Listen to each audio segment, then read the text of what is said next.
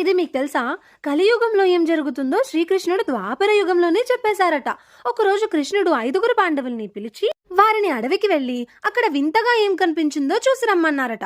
అలాగే అందరూ వెళ్లి చూస్తారట. యుధిష్ఠిరుడికి ఒక ఏనుగు 2 తొండాలుండడం చూసి ఆశ్చర్యంగా అనిపించి అదే విషయం శ్రీకృష్ణుడితో చెప్తారట. అప్పుడు కృష్ణుడు కలియుగంలో పాలించే పాలకులు కూడా ఇలాగే చెప్పేదొకటైతే చేసేదొకటి, వారు మాట్లాడే మాటలకి చేసే చేతలకి ఎటువంటి సంబంధం ఉండదు అని చెప్తారట. తరువాత అర్జునుడికి ఒక పక్షి కనిపిస్తుంది. ఆ పక్షి తెల్లటి రెక్కల మీద వేద మంత్రాలు రాసుంటాయి. కానీ ఆ పక్షి ఒక శవాన్ని తింటూ కనిపిస్తుంది.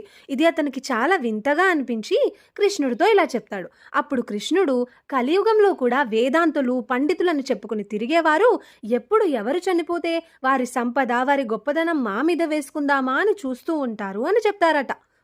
ఆ తర్వాత భీముడికి ఒక ఆవు తన దూడని చాలా ప్రేమగా ముద్దు చేస్తూ కౌగలించుకుంటూ కనిపిస్తుంది.